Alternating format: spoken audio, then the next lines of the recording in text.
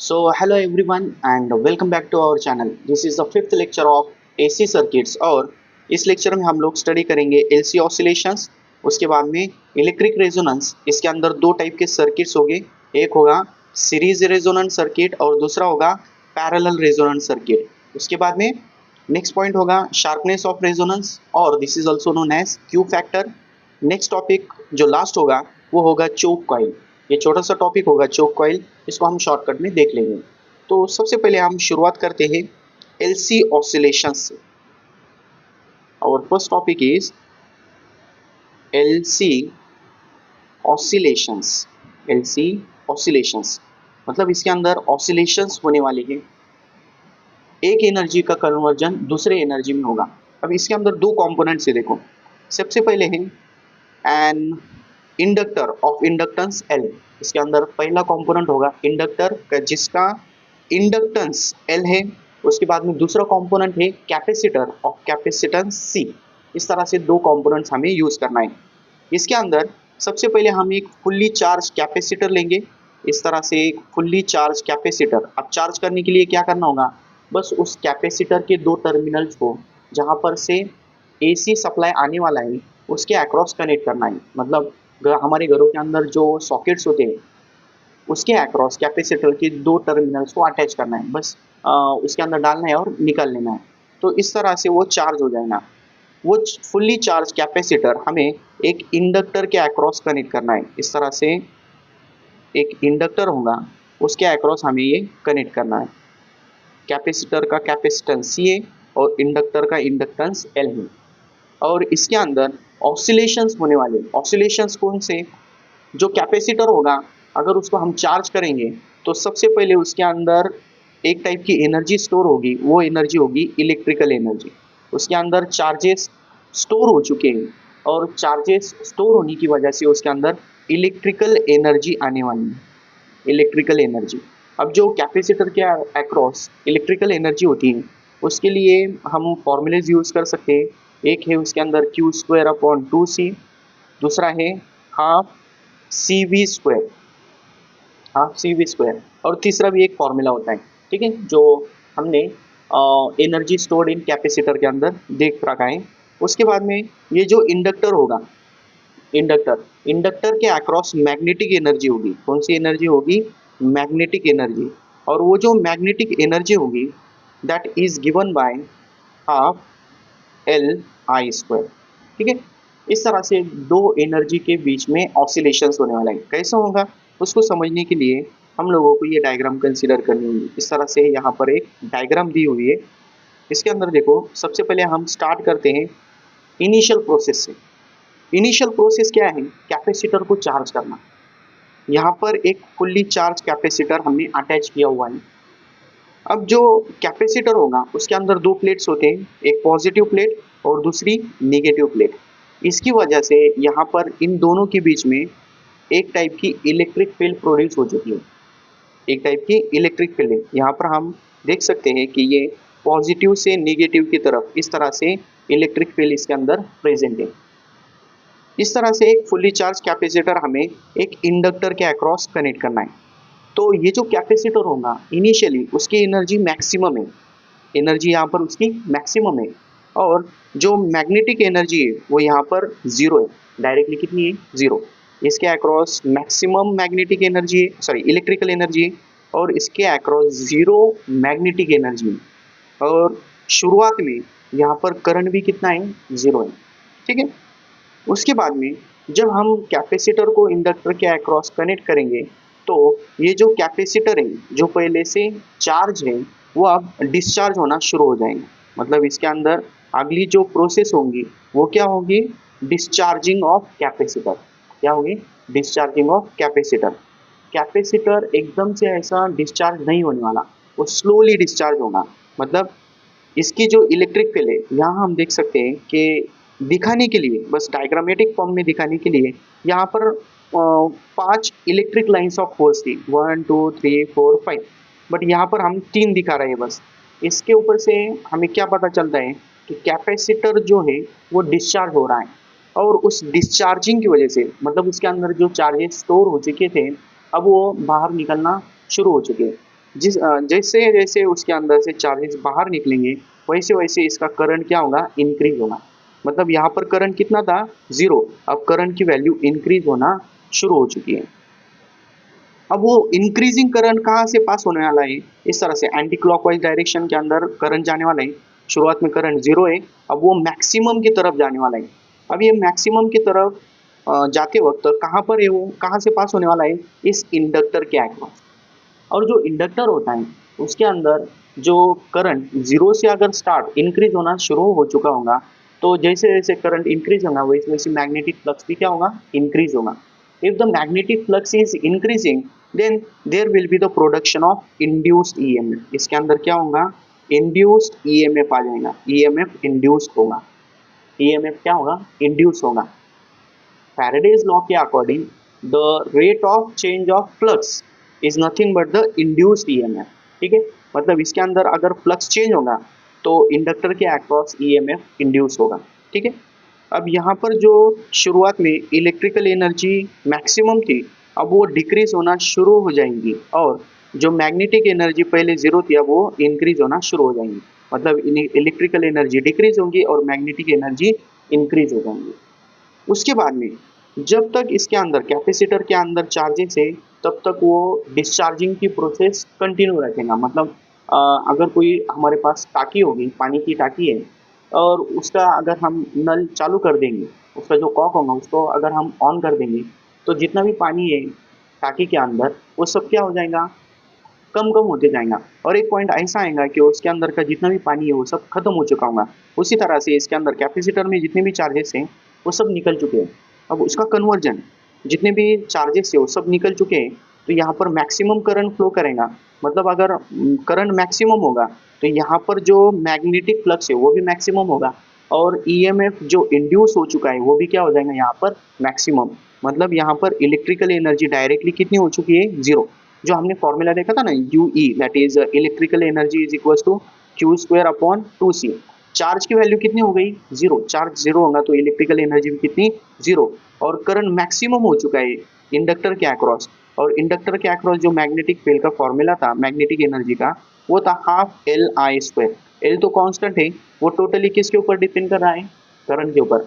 तो अब current maximum है तो मैग्नेटिक एनर्जी भी क्या हो जाएगी, मैक्सिमम। इस तरह से जो इलेक्ट्रिकल एनर्जी है वो 0 हो चुकी है और मैग्नेटिक एनर्जी मैक्सिमम हो चुकी है।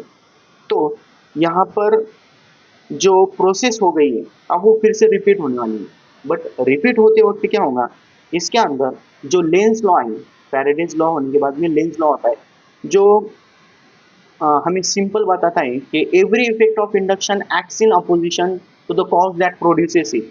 मतलब जो उसको प्रोड्यूस करने वाला है उसको वो अपोज करता है। तो इस लेंस लॉ के अकॉर्डिंग अगर हम देखेंगे तो करंट अगर इस तरह से एंटी क्लॉकवाइज था तो अभी भी वो किधर फ्लो करने वाला है, एंटी क्लॉकवाइज। क्यों, क्यों देखो आप, इसके अंदर मैग्नेटिक एनर्जी मैक्सिमम थी, यहाँ पर मैक्सिमम मैग्नेटिक एनर्जी थी। उसके बाद में इसका कन्वर्जन अब इलेक्ट्रिकल एनर्जी में होगा। क्यों, क्योंकि मैग्नेटिक एनर्जी अब डिक्रीज होना शुरू कर चुकी है। अब वो डिक्रीज होते वक्त यहाँ पर करंट भी क्या होगा, इस तरह से डिक्रीज होते जाएगा। ओके, तो ये जो डिक्रीजिंग करंट है वो कहाँ से पास हो रहा है, इस कैपेसिटर के अक्रॉस। मतलब करंट फ्लो कर रहा है तो चार्जेस भी फ्लो कर रहे हैं, वो चार्जेस कहाँ जाकर स्टोर होंगे, इस तरह से कैपेसिटर में। तो यहाँ पर जो मैग्नेटिक एनर्जी है वो अब डिक्रीज होगी और इलेक्ट्रिकल एनर्जी यहाँ पर इंक्रीज होगी। ये प्रोसेस कब तक चलने वाली है, जब तक कैपेसिटर पूरी तरह से चार्ज नहीं हो जाता तब तक। जब वो कैपेसिटर पूरी तरह से चार्ज हो जाएगा तो करंट की वैल्यू फिर से कितनी हो जाएगी, 0। और ये जो पोलैरिटी है, शुरुआत में हमने जो पोलैरिटी देखी थी, ऊपर जो प्लेट थी उसके ऊपर पॉजिटिव चार्ज था और नीचे के ऊपर नेगेटिव था। अब यहाँ पर ये कैपेसिटर जो होगा इसके अक्रॉस ऊपर की प्लेट नेगेटिव हो चुकी है और नीचे की जो होगी वो पॉजिटिव। इस तरह से जो पोलैरिटी है वो चेंज हो चुकी है। अब फिर से इसके अंदर क्या हो गया है, electrical energy maximum and magnetic energy is 0। Again the process repeats. मतलब इसके अंदर क्या होगा, करंट यहाँ पर 0 था तो करंट अब फ्लो होना, डिस्चार्जिंग की प्रोसेस स्टार्ट हो चुकी है। बट डिस्चार्ज होते वक्त यहाँ पर अपोजिट डायरेक्शन में डिस्चार्जिंग होगी। मतलब अगर पहले जो एंटी क्लॉकवाइज डायरेक्शन में करंट फ्लो करने वाला था अब वो क्लॉकवाइज डायरेक्शन में फ्लो करने वाला है। इस तरह से क्लॉकवाइज डायरेक्शन में वो करंट पास होगा, जिसकी वजह से इसके अंदर के जो चार्जेस हैं वो फ्लो होगी, करंट भी इंक्रीज होगा। करंट भी इंक्रीज होगा तो वो मैग्नेटिक फ्लक्स को इंक्रीज करेगा, जिसकी वजह से यहाँ पर जो ईएमएफ है वो इंड्यूस होगा, जिसकी वजह से यहाँ पर मैग्नेटिक एनर्जी इंक्रीज होगी। Electrical energy decreases and magnetic energy increases. जब तक वो फुल्ली डिस्चार्ज नहीं हो जाता तब तक ये प्रोसेस चालू होगी और यहाँ पर हमें मैक्सिमम करंट मिलेगा, but maximum current opposite direction में। यहाँ पर लेफ्ट साइड में दिखाया था, इसके अंदर राइट साइड में वो करंट फ्लो होगा। उसके बाद में जो कैपेसिटर है वो पूरी तरह से डिस्चार्ज हो चुका है, जो टोटल इलेक्ट्रिकल एनर्जी वो मैग्नेटिक एनर्जी में कन्वर्ट हो चुकी है। फिर से वो प्रोसेस रिपीट होगी और प्रोसेस रिपीट होते वक्त यहाँ पर जो पोलैरिटी है जो पहले थी वही पोलैरिटी यहाँ पर आने की शुरुआत हो जाएंगी। इलेक्ट्रिकल एनर्जी इंक्रीज होगी, मैग्नेटिक एनर्जी डिक्रीज होगी। एक पॉइंट ऐसा आएगा कि फिर से जो कैपेसिटर है वो फुली चार्ज हो जाएगा। यहाँ पर पॉजिटिव चार्ज, यहाँ निगेटिव चार्ज ऊपर था, यहाँ पर फिर से पॉजिटिव चार्ज आ जाएगा। इस तरह से ये साइकिल कंटिन्यूसली चलने वाली है। मतलब यहाँ पर ऑसिलेशंस परफॉर्म होने वाले हैं। ऑसिलेशंस के अंदर क्या होता है, एक जो पॉइंट है वो खुद को रिपीट करता है। For example needle of a sewing machine, जो सिलाई मशीन होती है उसकी जो नीडल होती है कंटिन्यूसली ऐसी up and down motion perform करती है, तो वो एक पर्टिकुलर पोजीशन को कंटिन्यूसली पास करती है, एक पर्टिकुलर मोशन को वो परफॉर्म करती है। उसी तरह से यहाँ पर भी क्या होने वाला है, एक ऑसिलेशन कंप्लीट होने वाला है। यहाँ से अगर पॉजिटिव चार्ज ऊपर होगा, पॉजिटिव चार्ज ऊपर होगा तो फिर से जब तक वो पॉजिटिव चार्ज ऊपर नहीं आता तब तक वो एक ऑसिलेशन कंप्लीट करेगा। फिर से वो ऑसिलेशंस के अंदर positive negative, negative positive, electrical energy is converted into magnetic energy and magnetic energy is converted into electrical energy. ये प्रोसेस चलने वाली है, ठीक है। तो इसके अंदर किसी भी तरह का एनर्जी लॉस नहीं होगा अगर हमने यहाँ पर एक आइडियल कैपेसिटर यूज किया है और जो इंडक्टर है उस इंडक्टर का रेजिस्टेंस अगर जीरो होगा तो। अगर इंडक्टर का इंडक्टेंस जीरो नहीं होगा तो इसके अंदर से मैग्नेटिक एनर्जी या इलेक्ट्रिकल एनर्जी किसी भी तरह का लॉस नहीं देने वाली, यहाँ पर एनर्जी कंजर्व होगी। बट अगर प्रैक्टिकली देखा जाएगा तो इसका जो रेजिस्टेंस है वो जीरो भी कर लिए तब भी एनर्जी यहाँ पर लॉस होने वाली है। एनर्जी क्यों लॉस होगी, energy will be loss due to the radiation. मतलब इंडक्टर के अक्रॉस अगर करंट फ्लो करेगा तो इसके अंदर एक तरह की जूल हीटिंग इफेक्ट होंगी, हीट एनर्जी बाहर आएंगी। एनर्जी अगर बाहर आ गई तो ये जो ओवरऑल एनर्जी शुरुआत में थी वो डिक्रीज होना शुरू हो जाएंगी, ठीक है। इस तरह से ये हमारा पहला टॉपिक था, LC oscillations. Now we will move towards the next topic, and the next topic or next point is electric resonance. Electric resonance, इसके अंदर हमें दो सर्किट्स देखने हैं। सबसे पहला सर्किट होगा, first circuit is series LCR circuit, series LCR circuit और सीरीज रेजोनेंट सर्किट। इसका नाम क्या है, series resonant circuit, resonant circuit. Electrical resonance होते समय इसके अंदर सीरीज और पैरेलल की केसेस क्या क्या है वो हम इस टॉपिक के अंदर स्टडी करेंगे। सबसे पहले हमें दो कंपोनेंट्स कंसीडर करना है और वो कौन कौन से, L and C, that is inductor and capacitor. तो इस तरह से सबसे पहले हम यहाँ पर एक इंडक्टर ले लेंगे, इंडक्टर गलत हो गया, इस तरह से एक इंडक्टर आ जाएगा यहाँ पर ऑफ इंडक्टेंस एल, इसका इंडक्टेंस कितना है एल, और उसको हम एक कैपेसिटर के अक्रॉस कनेक्ट करेंगे of capacitance C, and these two are connected to an AC source. इस तरह से ये एक एसी सोर्स को कनेक्ट किए हुए, इस तरह से एसी सोर्स है उसको हम कनेक्ट करेंगे और उस सर्किट के अंदर जो एसी सोर्स है उसके अंदर जो ईएमएफ होगा that EMF will be E zero sine omega T, sine omega T. जब हम इन दोनों को कनेक्ट करेंगे, सीरीज एलसीआर सर्किट होगा तो उसके अंदर जो इम्पिडेंस होता है, that impedance is given by, impedance का फॉर्मूला हम देख चुके हैं, क्या फॉर्मूला होता है, z equals to square root of R square plus XL minus X C bracket square, इस तरह से एक फॉर्मूला होता है। ओके, अब ये जो इम्पिडेंस है, इस impedance depends on two things, that is XL and एक्ससी।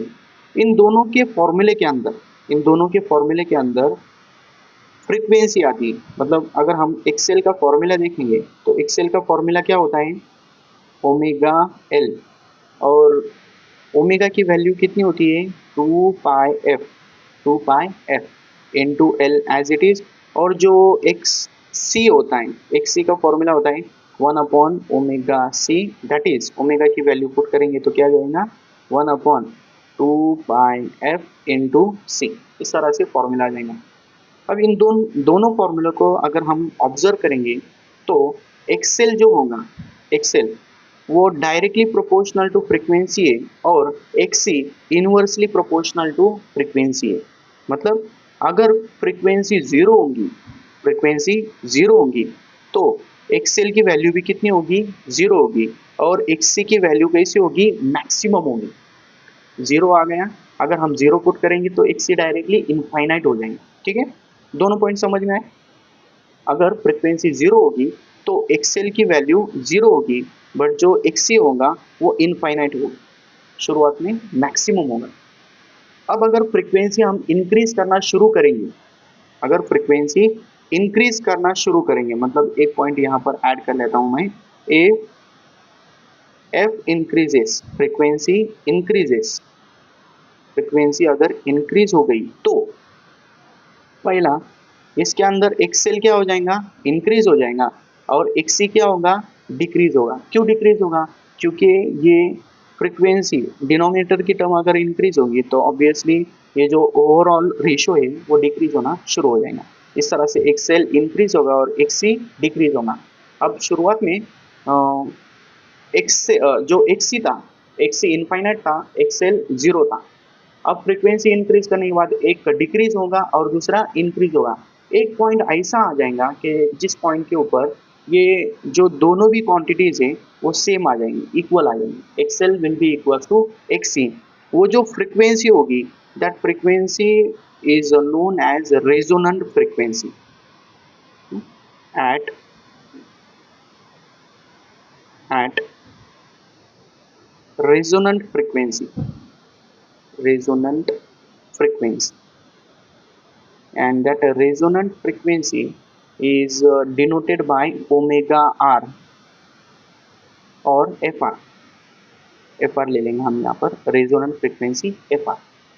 Frequency increase किए तो एक्सएल इंक्रीज होगा, एक्सी डिक्रीज होगा, एक पॉइंट के ऊपर दोनों भी इक्वल हो जाएंगे। वो जो फ्रीक्वेंसी होगी, जिस फ्रीक्वेंसी के ऊपर ये दोनों इक्वल हो रहे हैं, XL is equals to XC होने वाला है, एक्सएल इक्वल्स टू एक्सी होने वाला है, उस फ्रीक्वेंसी को क्या बोलेंगे हम, रेजोनेंट फ्रीक्वेंसी। रेजोनेंस मतलब क्या, कोई भी सिस्टम अगर होगी या कोई भी ऑब्जेक्ट होगा तो उसकी एक नेचुरल फ्रीक्वेंसी होती है। कौन सी फ्रीक्वेंसी होती है, नेचुरल फ्रीक्वेंसी, नेचुरल फ्रीक्वेंसी। उसके अंदर जो एटम्स होते हैं या उसके अंदर कोई भी दूसरे एलिमेंट्स होंगे वो एक पर्टिकुलर फ्रीक्वेंसी के ऊपर ऑसिलेट करते हैं, जिसकी वजह से उसकी एक नेचुरल फ्रीक्वेंसी होती है। उस नेचुरल फ्रीक्वेंसी को अगर हम एक्सटर्नल फ्रीक्वेंसी से मैच करेंगे, नेचुरल फ्रीक्वेंसी और एक्सटर्नल फ्रीक्वेंसी, एक्सटर्नल फ्रीक्वेंसी के लिए ट्यूनिंग फोर्क होगा या कोई इलेक्ट्रिकल सर्किट होगा, दोनों फ्रीक्वेंसी को अगर हम मैच करेंगे तो वहाँ पर रेजोनेंस होगा। क्या होगा, रेजोनेंस। और रेजोनेंस की वजह से उस पॉइंट के ऊपर एम्पलीट्यूड मैक्सिमम होगी और एनर्जी भी मैक्सिमम होगी, क्योंकि जो ऑसिलेशन है उसके अंदर एनर्जी का फॉर्मूला हाफ के ए स्क्वायर होता है, एम्पलीट्यूड के ऊपर डिपेंड करना है। अगर एम्पलीट्यूड इंक्रीज होगी तो ऑब्वियसली उसकी एनर्जी भी क्या हो जाएगी, इंक्रीज। तो एम्पलीट्यूड कब इंक्रीज होगी, जब वो रेजोनेंस परफॉर्म करेगा, रेजोनेंस होगा तब उसकी एम्पलीट्यूड इंक्रीज होगी। अब वो रेजोनेंस कब होने वाला है, when XL is equal to XC, electrical circuit के अंदर। ठीक है, मतलब ये जो टॉपिक हम देख रहे हैं ये उसका एग्जाम्पल हम रेडियो जो है, जो जुनी पुराने रेडियो हुआ करते थे उसके अंदर नॉब्स थे ऐसे, या अभी एफएम के ऊपर भी जब हम कोई गाना सुनते हैं तो एक पर्टिकुलर फ्रीक्वेंसी आने के बाद में, फॉर एग्जांपल रेडियो मिर्ची 98.3, आपने नाम सुना होगा 98.3, ये 98.3 मेगा हर्ट्स होता है, फ्रीक्वेंसी होती है।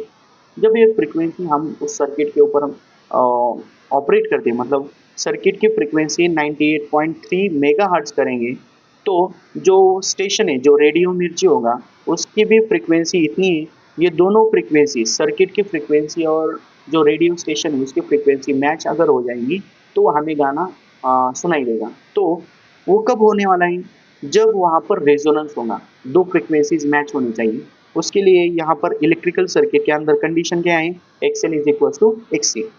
सो वो रेजोनेंट फ्रीक्वेंसी हमें फाइंड आउट करनी है। इसके लिए हम सिंपली इसके अंदर वैल्यूज पुट करेंगे। ओमेगा एल की वैल्यू कितनी, सॉरी एक्सएल की वैल्यू ओमेगा एल है और एक्ससी की वैल्यू कितनी है?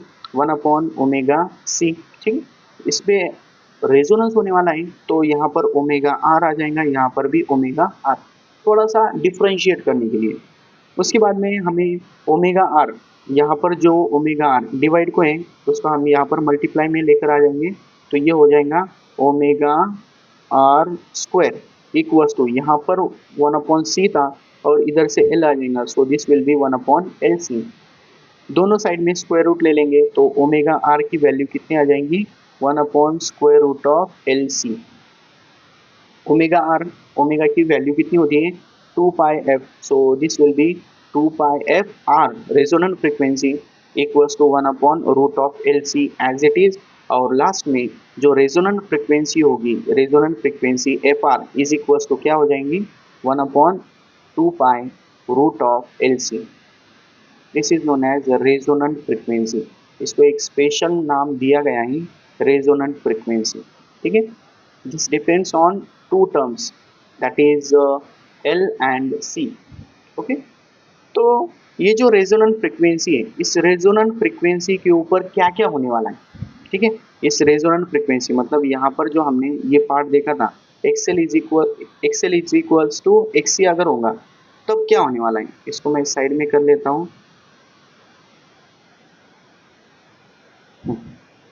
When XL is equals to XC होगा तब इसके अंदर कैरेक्टरिस्टिक्स क्या क्या होंगे? देखो आप, सीरीज रेजोनेंट सर्किट होगा तो उसके हमें कैरेक्टरिस्टिक्स लेने हैं। कैरेक्टरिस्टिक्स क्या क्या कैरेक्टरिस्टिक्स हैं? Simple simple characteristics. सबसे पहले कैरेक्टरिस्टिक क्या है इसकी? Number 1, resonance occurs at, resonance occurs at resonance कब होने वाला है? When XL is equals to XC होगा, तो XL इक्वल्स टू XC होगा तो रेजोनेंस होगा। ठीक है, जो रेजोनेंट फ्रीक्वेंसी होगी वो कितनी होगी? रेजोनेंट फ्रीक्वेंसी कितनी होगी? FR is equals to 1/2π√LC, इतनी उसकी फ्रीक्वेंसी है। ठीक है, देन नेक्स्ट नंबर 3, अब पॉइंट आ जाता है impedance. Impedance will be minimum. Impedance कैसा होगा? मिनिमम। Impedance is minimum. अब मिनिमम क्यों है उसको समझने के लिए हम Z का इम्पीडेंस का फॉर्मूला देखते हैं। Z equals to √R² plus XL minus XC bracket square. So इसके अंदर यहाँ पर XL और XC दोनों भी इक्वल है, दोनों इक्वल हो जाएंगे तो इन दोनों की सब्ट्रैक्शन कितनी होगी? 0। वो अगर 0 हो गया तो क्या बच गए यहाँ पर? √R² and √R² will be R। This is the minimum value of impedance. ठीक है, अगर इम्पीडेंस मिनिमम होगा मतलब ओवरऑल ऑपोजिशन सर्किट का मिनिमम होगा तो करंट क्या हो जाएगा? Maximum. So next characteristics is current will be maximum. Current will be maximum. उस पॉइंट के ऊपर करंट कैसा हो जाएगा? मैक्सिमम। किस पॉइंट के ऊपर? जिस पॉइंट के ऊपर रेजोनेंस होने वाला है, जिस पॉइंट के ऊपर फ्रीक्वेंसी इतनी, FR इतनी। ठीक है, उसके बाद में last number 5, if large number of frequencies are fed to the circuit, if large number of frequencies are fed to the circuit, all the frequencies will be blocked and a particular frequency will be passed. Only one frequency will be passed will be accepted, pass की जगह हम accepted बोलेंगे यहाँ पर। और वो कौन सी फ्रीक्वेंसी होगी, वो फ्रीक्वेंसी होगी F R. So this circuit is known as acceptor circuit, इसीलिए इसको क्या नाम दिया गया है, एक्सेप्टर सर्किट। ठीक है, अब इसको समझो अच्छे से क्या क्या है एक्सेप्टर सर्किट। ओके, तो इसके अंदर समझने के लिए हम एक ग्राफ ड्रॉ कर दें इस तरह से। यहाँ पर एक ग्राफ कंसीडर करेंगे, उस ग्राफ के ऊपर हमें बस दो एक्सिस की ज़रूरत है। सबसे पहले यहाँ पर इस तरह से हम एक्स एक्सिस के ऊपर फ्रीक्वेंसी कंसीडर करेंगे और वाई एक्सिस के ऊपर करंट कंसीडर करेंगे, करंट। अब जो करंट होगा अल्टरनेटिंग करंट है, मतलब अल्टरनेटिंग हुआ तो उसकी कोई फ्रीक्वेंसी होगी, तो उसके अंदर से हमें डिफरेंट टाइप के जो फ्रीक्वेंसीज है उन सभी को पास करना है। मतलब हर करंट की वैल्यू चेंज हो गई या उसके अलावा जो फ्रीक्वेंसी वो चेंज हो जाएंगी, तो डिफरेंट वैल्यूज के लिए डिफरेंट वैल्यूज ऑफ फ्रीक्वेंसीज के ऊपर करंट हमें पास करना है। उन सभी को पास करने के बाद में जितने भी करंट्स है उन सभी की वैल्यू कितनी हो जाएंगी, शुरुआत में कितनी होगी, वो जीरो होगी। इस तरह से शुरुआत में उसकी वैल्यू कितनी होगी, करंट की नियरली वैल्यू कितनी है यहाँ पर, जीरो। जब यहाँ पर एक पर्टिकुलर फ्रीक्वेंसी आ जाएंगी, इस तरह से एक पर्टिकुलर फ्रीक्वेंसी आ जाएंगी, तो जो करंट होगा वो करंट मैक्सिमम हो जाएगा, इस तरह से मैक्सिमम। इसको दिखाने के लिए इस तरह से मैं ग्राफ ड्रॉ कर लेता हूँ।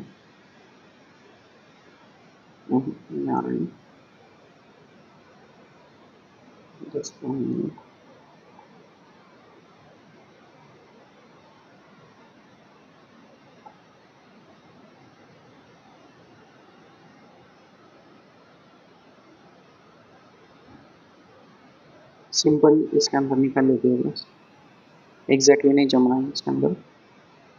इसके अंदर इस तरह से एक पर्टिकुलर फ्रीक्वेंसी के ऊपर जो करंट है वो करंट की वैल्यू कितनी हो जाएंगी, मैक्सिमम हो जाएंगी। मतलब देखो यहाँ पर जितने भी फ्रीक्वेंसीज थे इस एक्सिस के ऊपर, यहाँ पर जितने भी फ्रीक्वेंसीज थे सभी के लिए करंट की वैल्यू नियरली कितनी है, जीरो, नियरली जीरो, मिनिमम है।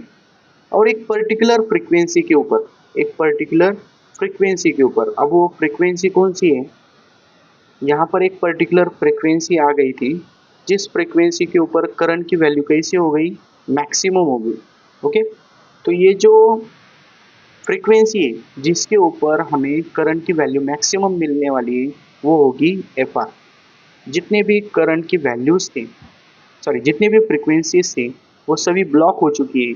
बस कौन सी पास होने वाली है, आईसी फ्रीक्वेंसी पास होगी, या आईसी फ्रीक्वेंसी इसके अंदर से एक्सेप्ट होगी, जिसके लिए यहाँ पर रेजोनेंट फ्रीक्वेंसी है, रेजोनेंट फ्रीक्वेंसी है। तो यहाँ पर करंट की वैल्यू क्या आ जाएंगी, मैक्सिमम आ जाएंगी। इसीलिए इसको क्या बोलते हैं, एक्सेप्टर सर्किट। ठीक है, उसके बाद में हमारा नेक्स्ट टॉपिक है parallel resonant circuit. Next topic is parallel resonant circuit, resonant circuit. Parallel resonant circuit के अंदर हमें दो कंपोनेंट जो एल और सी है उसको हम थोड़ा जल्दी जल्दी देखते हैं। इस पिक्चर के अंदर थोड़ी सी गड़बड़ हुई। यहाँ पर एक L inductor of inductance L है और दूसरा कैपेसिटर ऑफ कैपेसिटेंस सी है।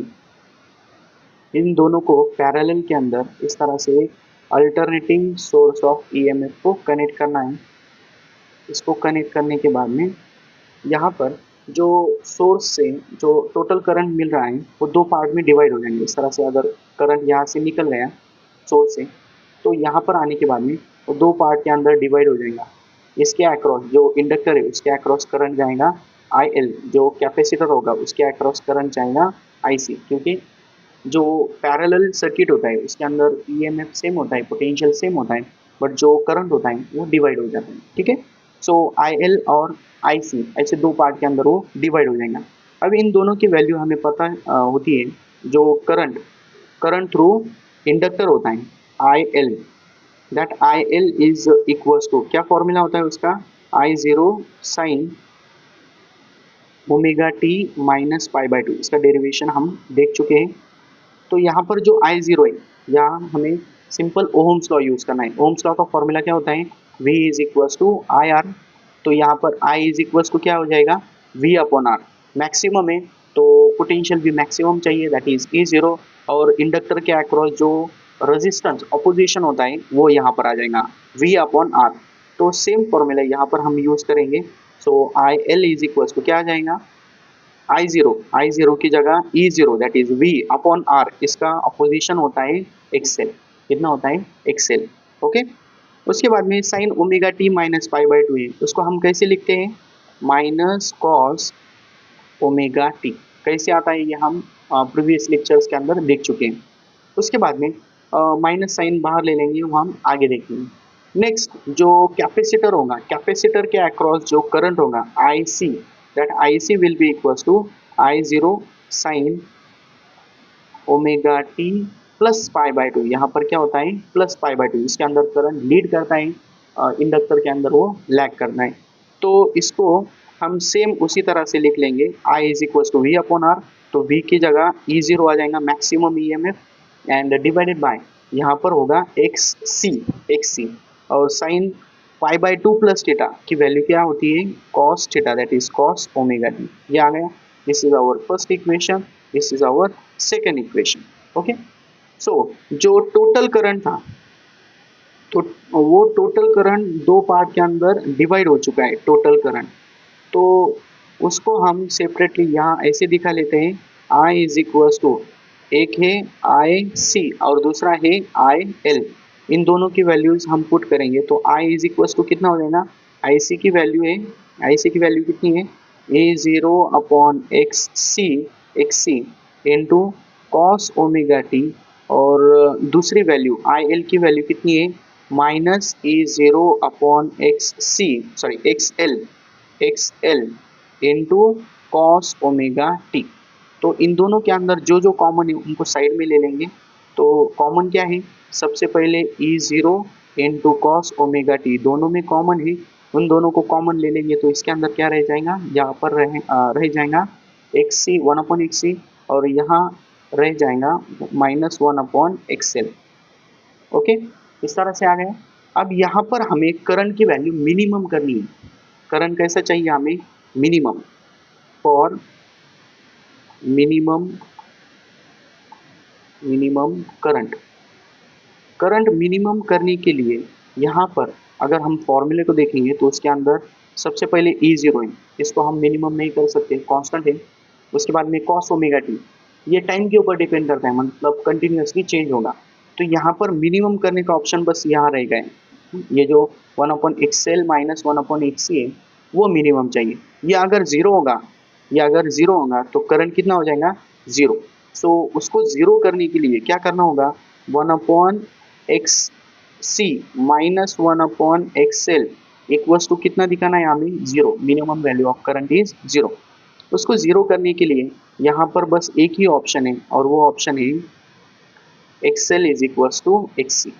XL is equals to XC, दोनों अगर इक्वल होंगे तो ये कितना हो जाएगा, जीरो। फिर से हमें वही कंसीडर करना है, क्या क्या, सबसे पहले इसमें आ जाएगा एक्सएल की वैल्यू है omega L is equals to, यहाँ पर एक्सी की वैल्यू है one upon omega C. So omega square is equals to कितना आ जाएगा, वन अपॉन एल सी। दोनों का स्क्वायर रूट ले लेंगे तो क्या आ जाएगा, omega is equals to one upon root of L C. Omega की वैल्यू कितनी होती है, टू पाई एफ। सो यहाँ पर फिर से हमें एफ आर का फॉर्मूला क्या मिलेगा, one upon two pi root of L C, two pi root L C. अब ये जो फॉर्मूला आ चुका है, जो हमने पहले देखा था सेम वही फॉर्मूला है, उसके अंदर कोई चेंज होने वाला नहीं है। बस इसके जो कैरेक्टरिस्टिक्स है वो थोड़े से चेंज हो जाएंगे। कैरेक्टरिस्टिक्स जो हमने यहाँ पर देखे थे इससे पहले, यहाँ जो कैरेक्टरिस्टिक्स हमने देखे थे, ये कैरेक्टरिस्टिक्स ये नियरली इसके अंदर सेम होंगे।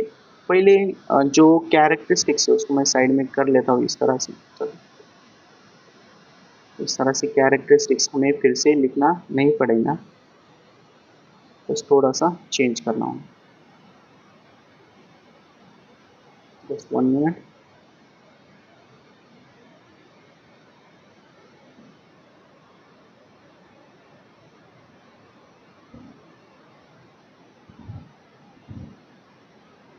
सॉरी,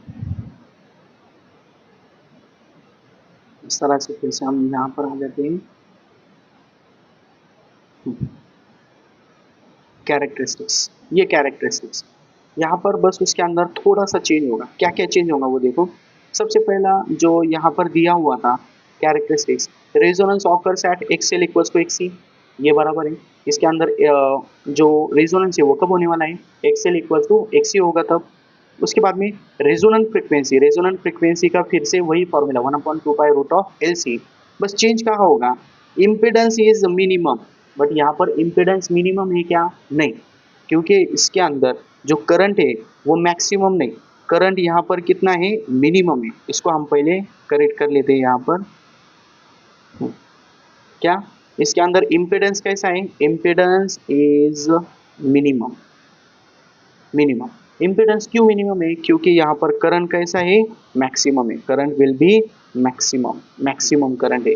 तो ये जो यहाँ पर हमने ये केस देखी थी इसकी इम्पिडेंस की, जेड का formula XL minus XC equals to, sorry, Z equals to square root of R square minus X, R square plus XL minus XC bracket square. तो यहाँ पर अप्लाई होने वाली नहीं है। इसके अंदर क्या होगा, करंट की वैल्यू मैक्सिमम हो जाएंगी और जो इम्पिडेंस है वो कैसा हो जाएगा, मिनिमम हो जाएगा। और लास्ट जो कैरेक्टरिस्टिक्स है वो भी चेंज होंगी। कैरेक्टरिस्टिक्स क्या आ जाएंगी, इफ लार्ज फ्रिक्वेंसीज और if different frequencies are fed to the circuit, if different frequencies fed to the circuit, मतलब डिफरेंट टाइप के जो फ्रिक्वेंसीज है वो इसके अंदर से पास किए तो ऑल विल पास, इसके अंदर क्या होने वाला है, all will pass except, accept,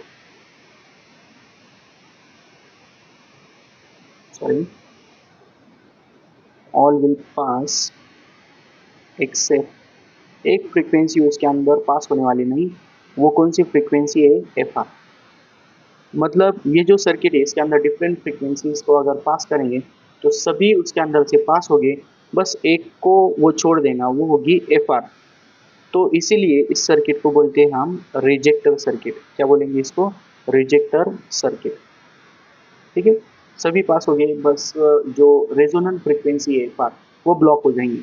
मतलब इसका अगर हम ग्राफ प्लॉट करेंगे तो वो ग्राफ कुछ इस तरह का होगा, दो एक्सिस, उसके ऊपर पहला एक्सिस होगा यहाँ पर फ्रिक्वेंसी का, दूसरा एक्सिस होगा करंट का। करंट की वैल्यू कौन सी इसके अंदर, मैक्सिमम है, करंट मैक्सिमम मिलने वाला है। कौन सी फ्रिक्वेंसी, आप जो फ्रिक्वेंसी है, फ्रिक्वेंसी सभी पास होने वाली है, बस रेजोनेंट फ्रिक्वेंसी के ऊपर, रेजोनेंट फ्रिक्वेंसी के ऊपर हमें करंट की वैल्यू मिनिमम मिलने वाली है। मतलब उसका ग्राफ कुछ इस तरह से होगा। मतलब ये जो पॉइंट होगा, यहाँ पर जो पॉइंट होगा, इस पॉइंट के ऊपर जो करंट मिलेगा हमें वो कितना होगा, नियरली जीरो। सभी पास होने वाली है, बस इस फ्रिक्वेंसी के करंट को वो पास करने वाला नहीं है। मतलब उस सर्किट को क्या बोलेंगे हम, सिंपली रिजेक्टर सर्किट। क्लियर। ऐसे एलसी ऑसिलेशंस के अंदर, इलेक्ट्रिक रेजोनेंस के अंदर दो टाइप के सर्किट्स हो गए, सीरीज और पैरेलल। ठीक है। Then our next topic is sharpness of resonance. इस तरह से एक टॉपिक है शार्पनेस ऑफ रेजोनेंस, और this is also known as Q factor. इसको और क्या बोलते हैं, Q factor. So Q factor जो होता है, मतलब ये जो हमें एक शार्प कर्व मिलती है इस तरह से सीरीज रेजोनेंस सर्किट के अंदर, इस तरह से एक कर्व मिलती है कि एक सभी को वो ब्लॉक करता है, बस रेजोनेंट फ्रिक्वेंसी को पास करने वाला है।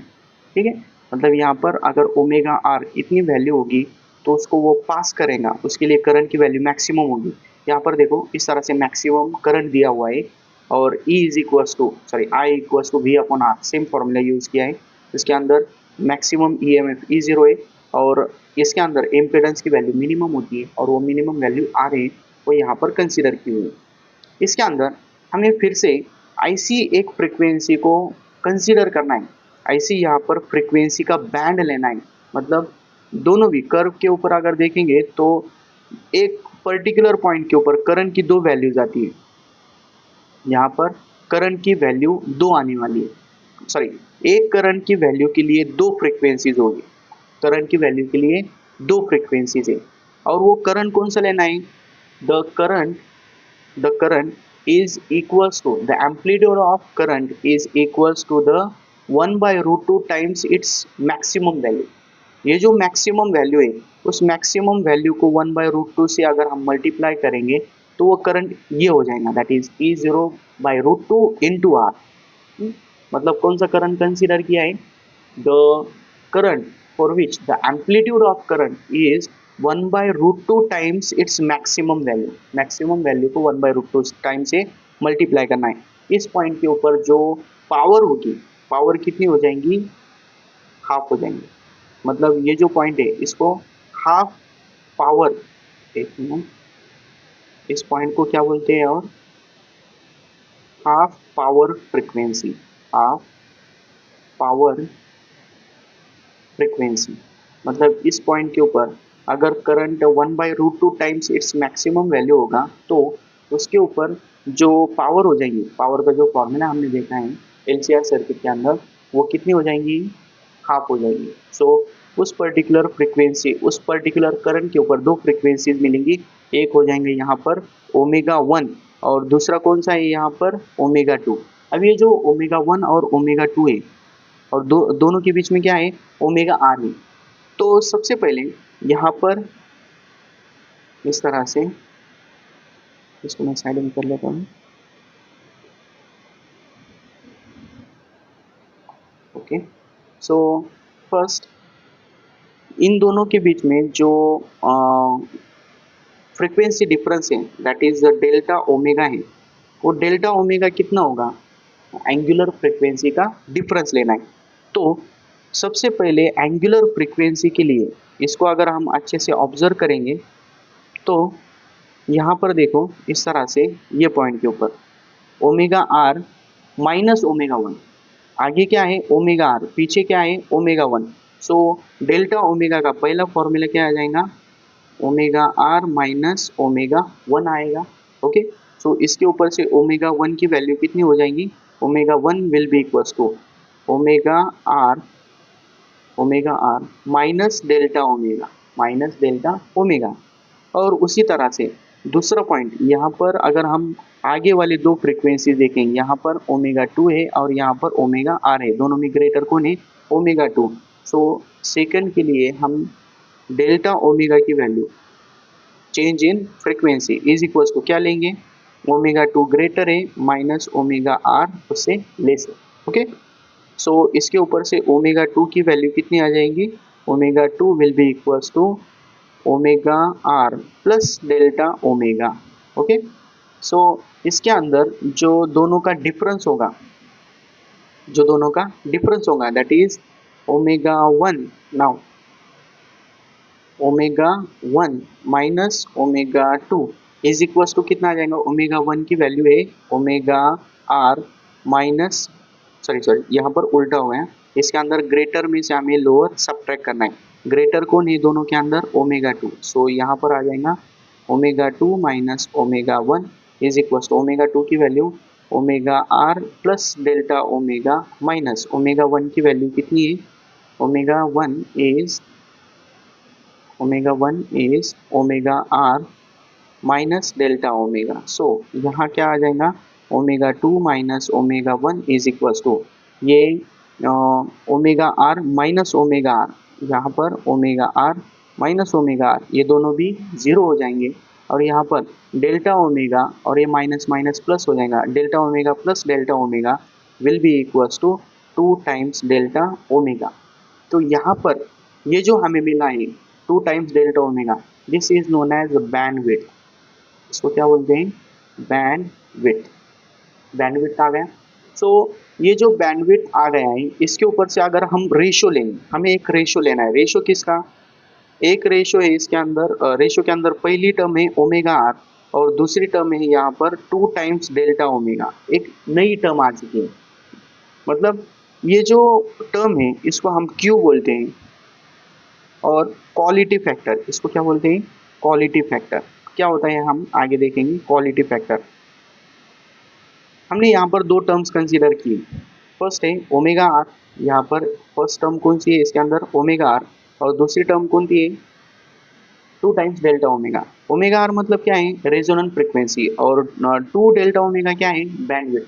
इन दोनों का रेशियो जो होगा वो होगा क्वालिटी फैक्टर। क्वालिटी फैक्टर क्यों, उसको समझने के लिए फिर से हम अगर डायग्राम देखेंगे तो इसके अंदर अगर जितना डेल्टा ओमेगा कम होगा, डेल्टा ओमेगा मतलब क्या?